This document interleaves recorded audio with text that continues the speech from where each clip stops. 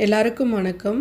Welcome to Ranipet சமையல். இன்றைக்கி நம்ம ஒரு சூப்பரான சிக்கன் கிரேவி எப்படி செய்யுதுன்னு பார்க்கலாங்க. செட்டிநாடு ஸ்டைலில் மசாலாலாம் வறுத்து அரைச்சி ரொம்ப வாசனையாக ரொம்ப டேஸ்டான ஒரு சிக்கன் கிரேவி வாங்க எப்படி செய்கிறதுன்னு பார்க்கலாம். இப்போ ஒரு பேனில் 3 டீஸ்பூன் அளவுக்கு நான் ஆயில் போட்டு காய வச்சுருக்கேன். அதில் 3 கிராம்பு, ஒரு சின்ன துண்டு பட்டை, 2 ஏலக்காய் மட்டும் சேர்த்துருக்கேன். அடுத்தது 1 டீஸ்பூன் அளவுக்கு மிளகு வந்து சேர்த்துக்கலாம். அடுத்தது 1/2 டீஸ்பூன் அளவுக்கு சோம்பு. அடுத்தது ஒரு 1/4 டீஸ்பூன் அளவுக்கு ஜீரகம் வந்து சேர்த்துக்கலாம்.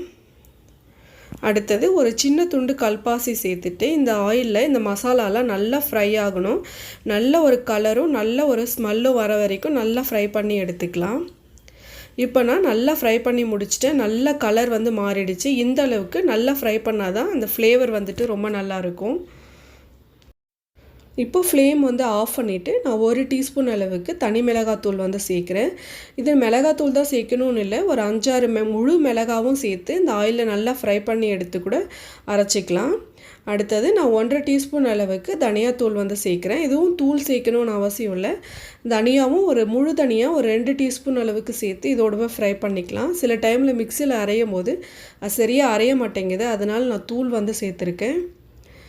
இப்போது ஒரு 4-5 முந்திரி பருப்பு வந்து சேர்த்துக்கலாம். அடுத்தது தேங்காய் துருவல் வந்துட்டு நான் 1/4 கப் மட்டும் எடுத்திருக்கேன். தேங்காய் வந்துட்டு நிறைய சேர்க்கணும்னு அவசியம் இல்லை, கொஞ்சமாக சேர்த்துக்கிட்டாலே போதும். இப்போ ஃப்ளேம் வந்துட்டு ஆன் பண்ணிவிட்டு ரொம்ப லோவாக வச்சுட்டு நல்லா ஃப்ரை பண்ணி எடுத்துக்கலாம். இந்த மசாலாலாம் நல்லா வதங்கி அந்த ஃப்ளேவர் வந்துட்டு ரொம்ப நல்லா வர வரைக்கும் வதக்கி எடுத்துக்கலாம். இப்போ நான் நல்லா ஃப்ரை பண்ணி முடிச்சிட்டேன். ஃப்ளேம் வந்துட்டு ரொம்ப ஸ்லோவாக வச்சுருக்கேன். அப்போ தான் வந்துட்டு உங்களுக்கு தீஞ்சு போகாமல் அந்த மசாலா வந்துட்டு நல்லா ஃப்ரை ஆகும் அந்த ஆயிலில். இப்போது இதை ஆஃப் பண்ணி நல்லா ஆற வச்சு மிக்சியில் போட்டு அரைச்சி எடுத்துக்கலாம். இப்போது அந்த மசாலாலாம் நல்லா ஆறுனதுக்கப்புறம் நான் மிக்சி ஜாரில் போட்டு நல்லா பேஸ்ட் மாதிரி அரைச்சி எடுத்திருக்கேன். இந்த அளவுக்கு நல்லா நைஸாக அரைச்சி எடுத்துக்கலாம். இப்போ ஒரு பேனில் 4 டேபிள் ஸ்பூன் அளவுக்கு ஆயில் போட்டு காய வச்சுருக்கேன். அதில் ஒரு 2 சின்ன துண்டு பட்டை, 2 கிராம்பு, ஒரே ஒரு ஏலக்காய் மட்டும் சேர்த்துக்கலாம்.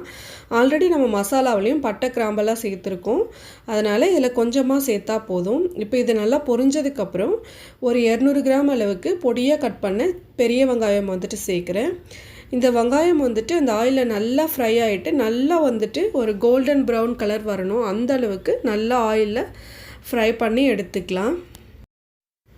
இப்போ வெங்காயம் வந்துட்டு நல்லா வதங்கிடுச்சு, நல்லா ப்ரௌன் கலரில் வந்துடுச்சு. இப்போ நான் ஒரு 1/2 டீஸ்பூன் அளவுக்கு இஞ்சி பூண்டு பேஸ்ட் வந்து சேர்க்குறேன். வெங்காயம் வந்துட்டு இந்த அளவுக்கு வதங்கினா தான் உங்களுக்கு டேஸ்ட் வந்துட்டு ரொம்ப நல்லாயிருக்கும். இப்போது இந்த இஞ்சி பூண்டு பேஸ்ட்டையும் நல்லா அந்த ஆயிலில் நல்லா ஃப்ரை பண்ணி எடுத்துக்கலாம். அந்த பச்சை வாசனையெல்லாம் போயிட்டு நல்ல ஒரு ஃப்ளேவர் வர வரைக்கும் நல்லா வதக்கி எடுத்துக்கலாம். இப்போ வெங்காயம் இஞ்சி பூண்டு பேஸ்டெல்லாம் நல்லா வதங்கிடுச்சு. இப்போது ஒரு 150 கிராம் அளவுக்கு நான் தக்காளி வந்து சேர்க்குறேன். இப்போ இந்த தக்காளியை இந்த ஆயிலே நல்லா ஃப்ரை பண்ணி எடுத்துக்கிட்டோம்னா ஒரு தொக்கு மாதிரி வரணும். தக்காளியெல்லாம் நல்லா மசிஞ்சிட்டு அந்த அளவுக்கு நல்லா ஃப்ரை பண்ணி எடுத்துக்கலாம். இப்போது தக்காளி வந்துட்டு நல்லா வதங்கிடுச்சு, ஒரு தொக்கு மாதிரி வந்துடுச்சு. இப்போ வந்து கொஞ்சமாக கருவேப்பிலை வந்து சேர்த்துக்கலாம். அடுத்தது நான் ஒரு 750 கிராம் அளவுக்கு சிக்கனை நல்லா கழுவி எடுத்து வச்சுருக்கேன். இப்போ அதை வந்துட்டு நான் சேர்க்குறேன்.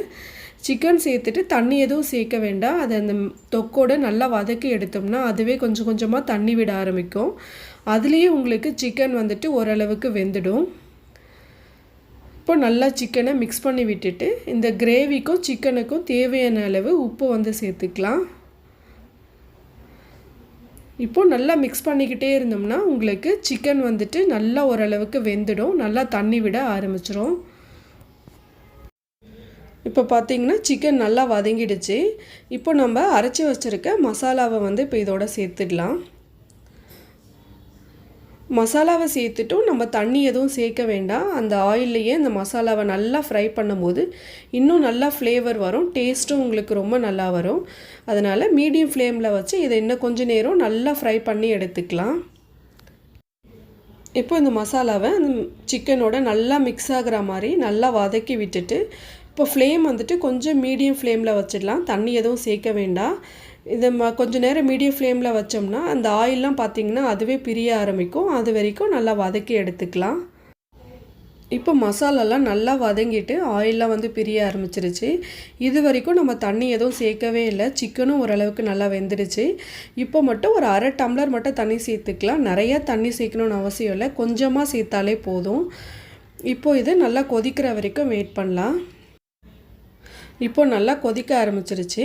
ஃப்ளேம் வந்துட்டு மீடியமாக வச்சுட்டு ஒரு லிட்டு போட்டு க்ளோஸ் பண்ணி ஒரு 5 to 6 மினிட்ஸ் வச்சோம்னா சூப்பரான செட்டிநாடு சிக்கன் கிரேவி வந்துட்டு ரெடி ஆகிடும். ரொம்ப ஃப்ளேவர்ஃபுல்லாக இருக்கும், ரொம்ப டேஸ்ட்டாகவும் இருக்கும். இப்போது ஒரு 5 to 6 மினிட்ஸ்க்கு அப்புறம் எப்படி இருக்குன்னு சொல்லி பார்க்கலாம். இப்போ மீடியம் ஃப்ளேமில் ஒரு 5 to 6 மினிட்ஸ் வச்சாச்சு. அந்த ஆயிலெலாம் பார்த்திங்கன்னா நல்லா பிரிஞ்சு வந்துடுச்சு. தண்ணி வந்து நிறையா சேர்த்துட்டோம்னா சீக்கிரமாக ரெடி ஆகாது. தண்ணி மட்டும் கொஞ்சம் கம்மியாகவே சேர்த்துக்கலாம். இப்போ தேவையான அளவு கொஞ்சமாக கொத்தமல்லி சேர்த்துட்டோம்னா சூப்பரான சிக்கன் கிரேவி வந்து ரெடி ஆகிடுச்சு. சாதத்தோட, இட்லி தோசையோட ரொம்ப சூப்பராக இருக்கும். சப்பாத்தியோடவும் ரொம்ப நல்லாயிருக்கும். இதே மாதிரி செஞ்சு பாருங்கள். எப்படி இருக்குன்னு சொல்லி கமெண்ட் பண்ணுங்கள். இந்த வீடியோ உங்களுக்கு பிடிச்சிருந்தால் லைக் பண்ணுங்கள். மறக்காமல் எங்கள் சேனலுக்கு சப்ஸ்கிரைப் பண்ணுங்கள். பக்கத்தில் இருக்கிற பெல் ஐக்கானை கிளிக் பண்ணிட்டீங்கன்னா நாங்கள் வீடியோ போட்ட உடனே உங்களுக்கு நோட்டிஃபிகேஷன் வரும். தேங்க்யூ.